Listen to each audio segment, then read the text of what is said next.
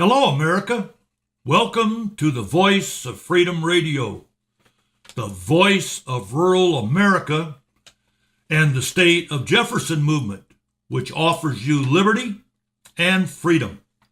Our studios are located in Alturas, California, right in the heart of Modoc County. Our environmental message is the 3 C's plan: clean air, clean water, and yes, common sense. We cherish our Constitution and the Declaration of Independence. We will not give up our God, guns, our property rights, or any of our freedoms. Our radio program can be heard on KCFJ AM 570 every Saturday at noon, right after Rush Limbaugh, or visit our website, thevoiceoffreedomradio.com. That's again, thevoiceoffreedomradio.com, to keep yourself informed. I'm Doug. And I'm Ross. And I'm just happy to be here. Anthony.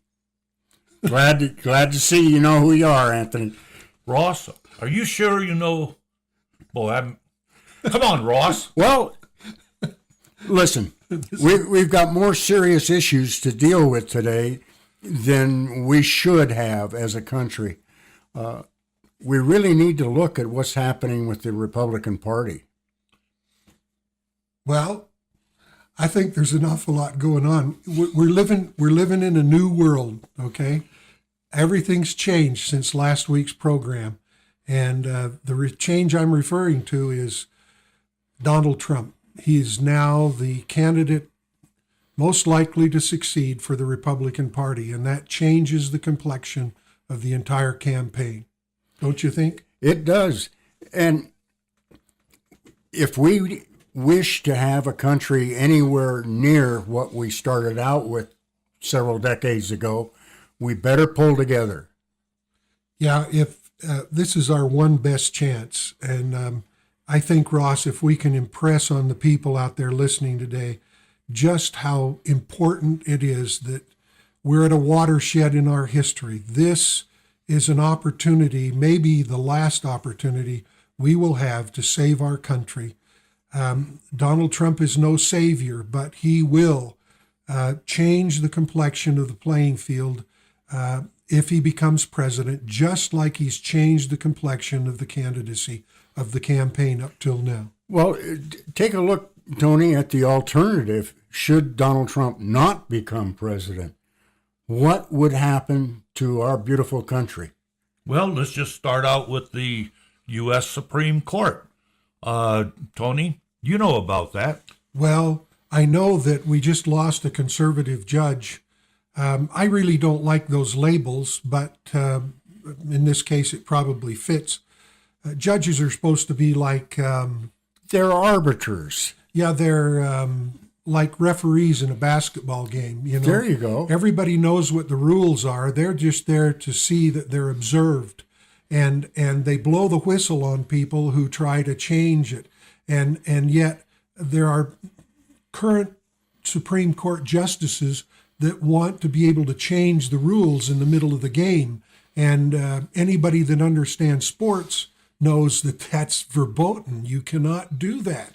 What kind of a game would it be if the foul line moved during the game, if the referee decided to change the position of the foul line? My point is that we have judges that are referred to as, what's the word, Ross? Well, interpretive judges. They want to change the rules in the middle of the game. But they want to legislate from the bench. That's it. And Trump has said that he's going to get the really good ones, the really conservative ones in there. He's going to replace the court. He's going to change the complexion of the court back to honest-to-goodness referees instead of game changers. But what they're actually monitoring and supposed to give opinions of is not some simple game. It is the rules of our country. Yeah, it is the U.S. Constitution. Yeah. and they're supposed to interpret it and follow it. But, that's not what happens in Washington, D.C., because it's basically what they're doing is, shall I say, come out and give their own opinions. Yeah, they want to change the rules of the game, and you're right, Doug. Well, it's not a game. This is deadly serious, folks. This means your rights. It means your freedom, your children's freedom, and your children's children's freedom. And we have a shot with Trump in making sure that the complexion of the Supreme Court remains structuralist. In other words, the people who will interpret the Constitution. I don't even like the word interpret, because that implies that there are nuances that need to be changed.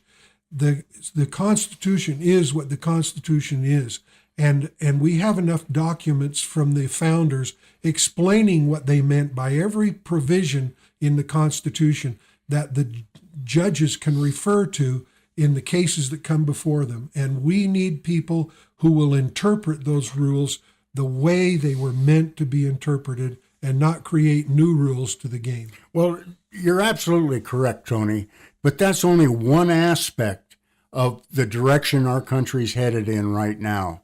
Hopefully, it will be in the right direction to preserve what we've enjoyed for over 200 years. We also have to look at who we're going to elect for senators. There's 20 some odd Republican senators up for re-election this year. If we don't get the correct senator for the job, Mr. Trump or President Trump will have even more difficult task. Yeah. Well, Ross, I'd like to go back to the U.S. Supreme Court.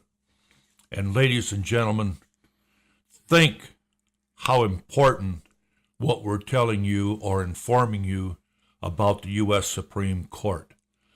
This president, the next president of the United States, will have an opportunity in one term to put 4 different people on the U.S. Supreme Court. Yeah, the potential is there. The potential is there. And what is the potential? It's the direction of our country, folks. Yeah, if we want more confusion, if we want more new regulations, new interpretations of the law, then the people we want are the liberals, the progressives, people like Hillary Clinton and her type.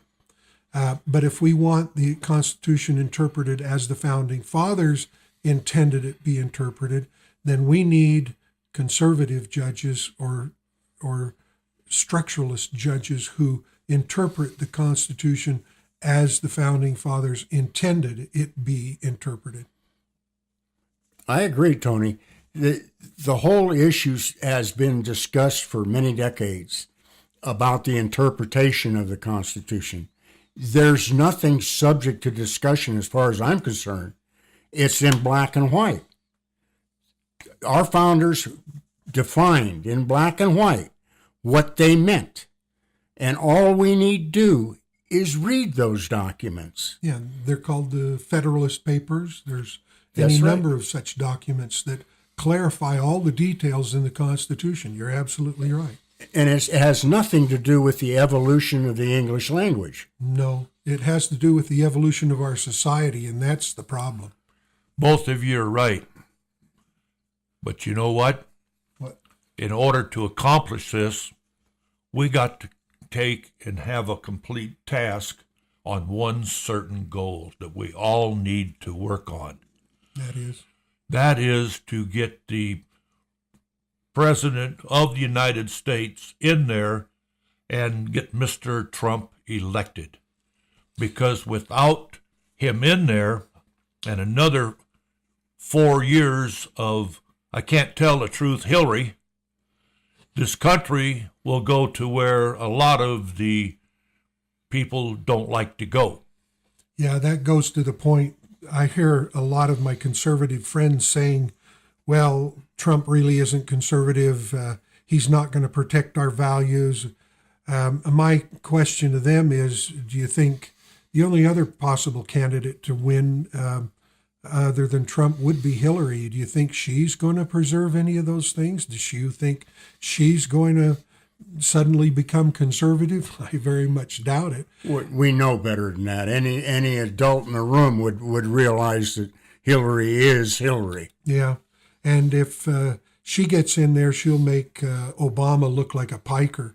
So I encourage all of my friends out there, and even people that are independents and some of what they call blue dog Democrats, more conservative Democrats, I would ask you to all consider that Donald Trump has the potential to stem the tide that we are struggling with of government control, of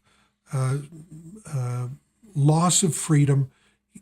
I don't think he's the perfect individual. In a perfect world, he wouldn't be. But in our world, this is the very best we have to deal with. So why not support the man? Well, first of all, the people in our country is what put Mr. Trump in office. I mean, so far. That doesn't mean that John Kasich or Ted Cruz couldn't do a good job also. But the problem that we're having today is, folks, for the last 20 years, we've elected Republicans. For the last 20 years, we've elected Democrats. And what difference has it made? This is my math problem. Oh, I'm now. sorry. Okay. Well, You stay out of this thing. I'm just trying to go to the head of the class, Teach. Come on, Ross, take over now. The point is significant. We are not satisfied, at least the three of us are not satisfied with anything that's happened in the last 25, 30 years. Oh, I go back even further than that, but you're right. You know, we're in this slide. Our whole society is sliding, and the problem, I think, lies with us, folks. It's not with our candidates. It's not with the Supreme Court. It's not with the world situation with terrorism and all the rest. The problem lies with us. We have not cared enough to pay attention to what's being done by our representatives to get them to do the things that they ought to do. That's what we need to participate. That's why this is called a participatory government. It is of the people, by the people, and for the people. And the working word in that set of phrases is people, us, folks. The apathy is so thick, you can cut it with a knife. I look around me and I hear all kinds of just bizarre stuff. Folks, we the people, need to take control of our country. And that means we got to go out and do. We've got to read, we've got to learn, and we've got to participate. What do you think? Well, first of all, for the last 20 years, both Democrats and Republicans, the politicians actually are, all they do is care basically about themselves. We've had problems back even when George Bush was president. When he was president, he had the House, he had the Senate. And what about our economic policies, about businesses going overseas? You know, the 37% tax on corporations. They say, oh, yeah, we know that. But do they do anything about it? No. Then it goes down to the Democrats. And did they do anything about it? No. Yeah. And go ahead, Tony. I was just going to say, it doesn't seem to me that it makes any difference, Doug. Doesn't matter whether it's a Republican or a Democrat, we still get the same nonsense coming out of Washington, D.C. We still get the same nonsense coming out of Sacramento. This is why we need a state of our own where we have some control. We need the state of Jefferson. Well, the state of Jefferson, the need for it is more important daily with we're told is going to happen. Yeah. And that's not necessarily what we wish to happen. The politicians think they know better. My question is, do they really? Well, and do they really represent the thoughts and feelings of the people? And I submit more often than not, they protect the special interests that line their pockets. Don't you think, Doug? You better honk your horn. That's country English for means that they're lining their pockets. Folks, what Doug means is they're going to do whatever they feel like doing because they know better than we do. Yeah, and that's not right. We have, in fact, gentlemen, I think we have a golden opportunity in the candidacy of Trump to facilitate the creation of the state of Jefferson. The political climate in Sacramento and in Washington, D.C. is diametrically opposed right now to the creation of the state of Jefferson. But under a Trump administration, that could very easily change, and we would have a much more sympathetic ear in both, well, not necessarily in Sacramento, but certainly in the federal government. Our chances of creating the state of Jefferson expand exponentially under a Trump administration. I think that's a big plus. Well, Doug, Tony, let's take my favorite subject. What's that? The Second Amendment. Oh, I thought it was lunch. That comes after the Second Amendment. Did you ever see that sandwich he eats every Saturday? You mean the hoagie, the foot long hoagie? Yeah. Folks, in Washington, D.C., there's a significant movement to abrogate, that is, to totally destroy the Second Amendment. In Sacramento, it's even more obvious with the actions of Governor Brown and Lieutenant Governor Gavin Newsom.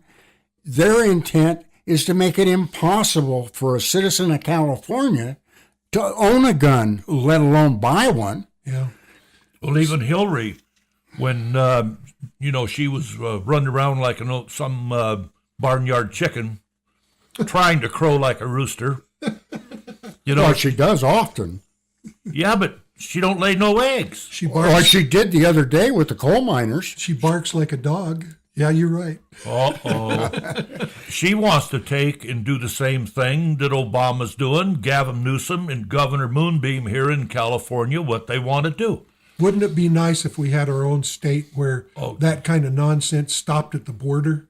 Wow. It's more than just a dream, folks. It's a necessity. Yeah, and it's a reality too, because there are people working diligently behind the scenes to bring this issue to the court, and the issue, of course, is one of representation. Are we in these northern counties being properly represented in our government? And the answer is no, and it's a provable point in court because they simply ignore whatever those of us that live in the northern counties care to say, do, or accept or want. Well, So- in the northern part of the state here, there's newspapers even that's in Northern California that just don't seem like they want to give both sides of the story. You know what I'm talking about, Tony. You've written for a whole bunch of them here. Yeah, well, the problem is one of the status quo. I'm good. This is the stuff that makes history work. We actually have a problem, okay? And the problem is that the editors of the local newspapers all want to keep the status quo. They're a little nervous about a new state. They don't quite know whether it's going to work or not. They're businessmen, but their political philosophy is one of, let's kind of keep the status quo. The trouble with that is the status quo is going down the drain. We need definite change. Trump is going to bring change to Washington. He's gone from probably the least likely candidate last June when he entered the race to the front runner now and the winner, ostensibly, of the Republican selection process. So my guess is he's been so successful at this that he's going to be even more successful against Hillary. I'm pretty sure we're going to have a President Trump in office. And if that happens, we have a golden opportunity to create the state of Jefferson and secure our own freedoms. Well, let's take a look at the inverse of the situation, Tony. Okay. Let's suppose that Trump does not become president. Oh, no. What are the alternatives? Well, we could have the burn, which would guarantee the Soviet states of America. Oh, you're talking about Bernie? Yes. Yeah, the burn. Oh, Right? Or we can have Hillary, the exemplification of corruption. Yeah, and a couple of light years ahead of Obama, which means that if that were to happen in 4 years, you would not recognize the United States of America. You'd be living in the United Slaves of America, I'm afraid. Well, realistically, we could very well have a man named Putin as president. Well, I don't know. That's a bridge too far for me to go, Ron. Well, of course, it's an exaggeration, but it's intended. We need to rally around Trump. We do, because the alternative is unthinkable. There yeah, you but go. there's a lot of Republicans. They say they're Republicans, and yet they won't support Donald Trump. Well, give them some time. You know, they've been supporting other candidates, and it's like a divorce. You got to have a little time to get used to it. You got to have a little time to heal the wounds. And I think already Trump has begun to do that, and he's doing a pretty good job. And I think a lot of those people will change in time. But the folks that refuse to support Trump are in effect supporting Hillary, and in my world, that's just unthinkable. Well, you're right, Tony. But some of these people that said they wouldn't vote for Trump are very, very high up there Republicans. And Oh, yeah. it's amazing. If you're a Republican and you realize what's at stake, and you turn around and say, I cannot support Trump, I don't think you're a Republican. What are you doing, in effect, when you do that? You're voting for Hillary Clinton, Yeah. and there goes our country all to hell. You know, there is such a thing as standing on principle, and I'm really big on principle. Oh, we know that. But Sandwiches, too. well, those are principles that are unequivocal, Doug. But that's the thing that if we allow ourselves to indulge in that kind of thinking, we're basically dooming our culture. This is our last chance. Our culture, our religion, and our Constitution are all at risk in this. And if you can't see that, I beg you to do a little studying and a little thinking about it, because you will come to see, if we don't support even a semi-conservative candidate in this situation, then we're going to lose it all. Well, I think other people that was with Mr. Trump was suggesting to him that he would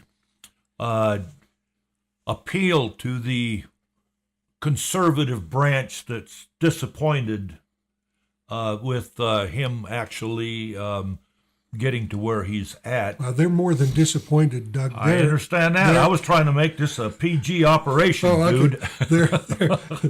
They're outraged, and they're threatening. I heard that the Bushes and the last candidate, what was his name for presidency? Romney? Romney. They're threatening to boycott the Republican convention. What in the world? Those guys are showing their true color. They want you to support them all the way, but when you ask for their support, they're going to waffle on you. What kind of conservatism is that? That's called conserve my desires. Yeah, that's right. That's called conserve this, you know? That's what I was referring to earlier about Republicans in high places. When two former presidents Yeah. say they will not support, and yet they wanted support when they ran, were they perfect? No. You know, it's Well, we live they're in... looking for they're considering themselves instead of the country. You know Well, what I'm saying? they're considering the good old boy establishment network. They're showing you who's been running the Republican Party now for decades. And it's all being pulled out in the open. Why? Because we have candidate Trump creating the atmosphere that brings all of this incestuous behavior and thought out into the light of day so we can all see it. And that's why I say we don't have two parties. We have Republicrats. We don't have a two-party system. Trump is really, in effect, bringing back that two-party system. You're right, Tony. And the reason why Mr. Trump is being so successful and using some of the unpopular things to get there is the fact is that the people in this country are fed up with both Republicans and Democrats.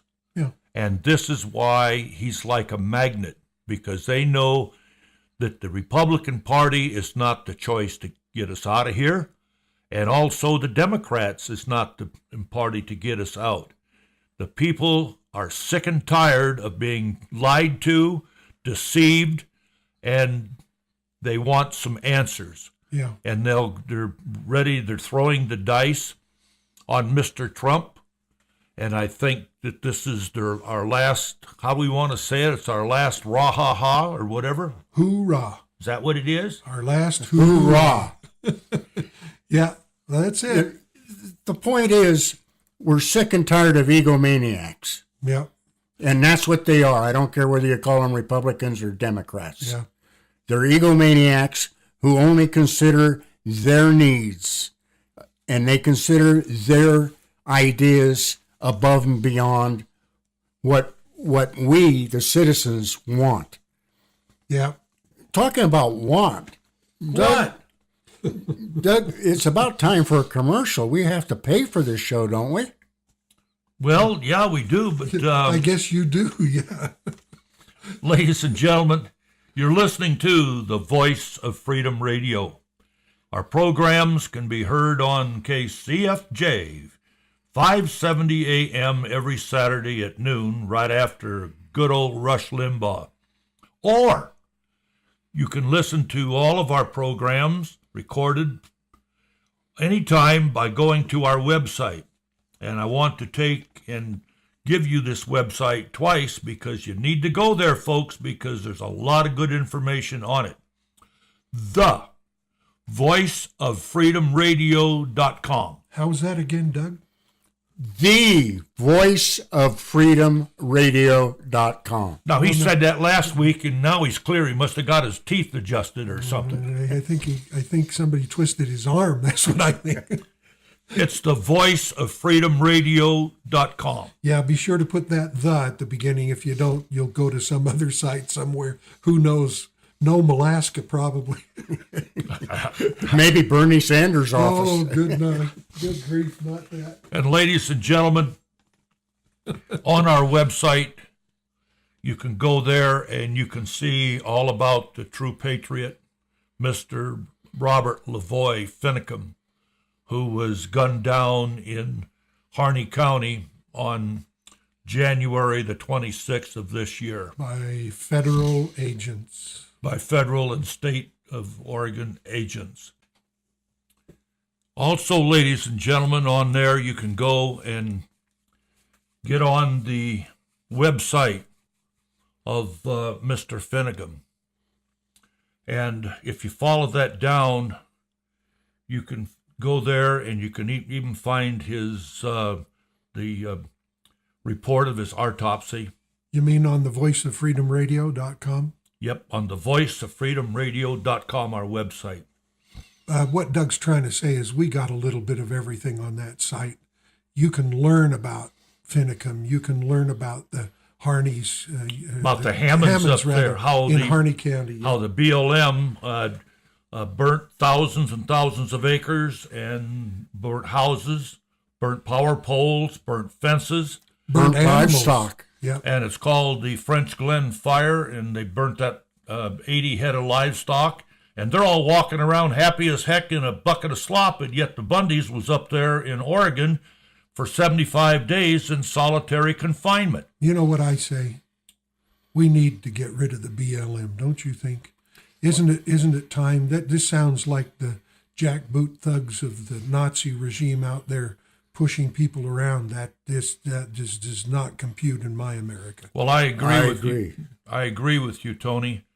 But the problem with that is it's at the top of the BLM, and I think that there's people just like in Modoc and everywhere else that if they say anything, they'll lose their job, which they'll lose their house, their family. And All the more reason to change the atmosphere in D.C. and get Trump in there and change all of that. It'd be just like pouring disinfectant into a cesspool. That's a good analogy. I like that, Tony. you like that? I do. It's time we reduce or minimize all those agencies, the IRS and the rest of them. Yeah. It's, ladies and gentlemen, it's time that a special lady that we all knew and respected and loved went back to meet her God. That lady was a person who wanted to help change Alturas. She was part of the Tea Party system. She was active in many ways in Alturas. Her name is Joan Davis. I know this lady. I know her husband. I know her daughter, her son-in-law. Folks, a lot of good, fine people. True patriots, She will be missed. big time. So, folks, there's not going to be any services, but there may be a celebration of her passing in June of this year. And we'll wait to hear from her family. And Pam, you and Donnie out there, God bless you two people. We're all sorry for your loss, girl. Well, we'll keep the people informed when these things happen, right, Doug? Absolutely. Just one last thing. May God bless Joan. Amen. Ladies and gentlemen, we're running out of time. There's so many things we need to talk about. Well, there's always next week, Doug. Yeah, next week. And the week after. We're not going away, are we? Not that I'm aware of. There's Good. people out there that would like to go away. It's not going to happen. One thing, Folks, we're going to stand and fight for the country we love. and also we're going to stand and fight for our good sheriff, Mike Poindexter, out there, and hope that this DA in town will get off his high horse and get settled down and be a DA for a change. That would be miraculous. Speaking of miracles. Yeah, speaking of miracles, huh? Yeah. All right. know- So what do you want to say to the people, Doug? Ladies and gentlemen, from your house to our house, from our lips to your ears, stand tall. We need help. This country is going down the tubes fast. And we all got to stand together. Just sitting there listening to this radio program every week, folks, is not hacking it. You got to get off your backsides. You got a telephone. You got an internet. You've got other ways of communicating. And one of the last things I would like to say before we go and leave until next week is the ranchers and the farmers in Tule Lake and Newell,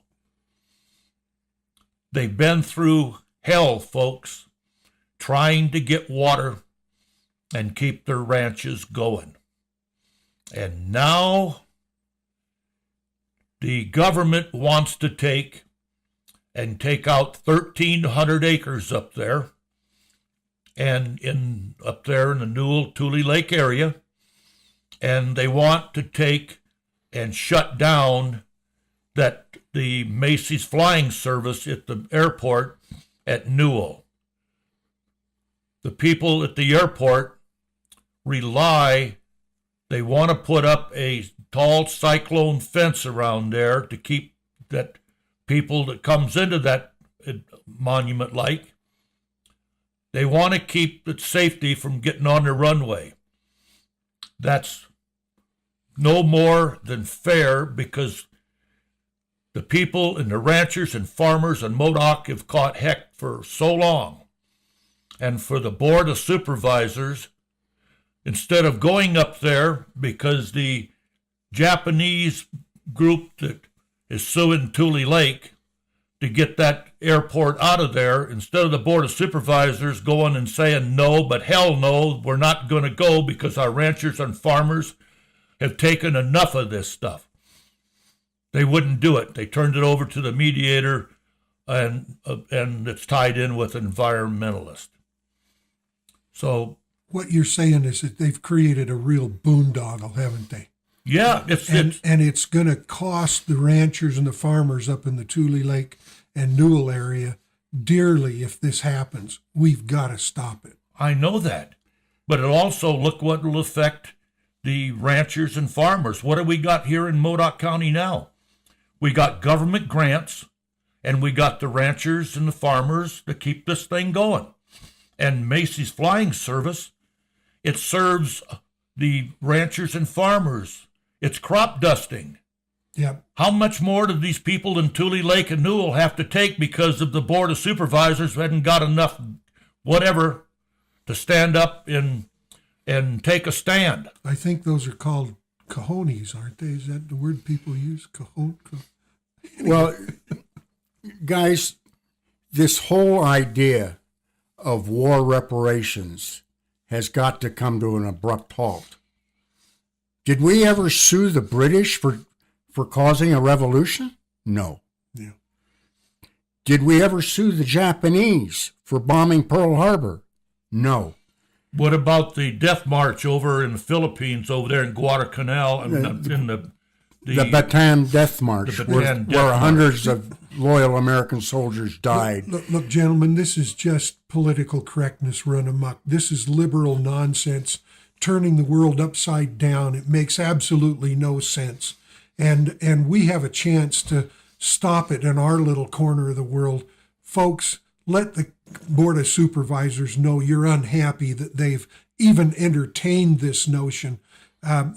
If the tourists that are touring the internment camp up there don't have enough sense to not wander onto the runway, then they ought not to even be in the area.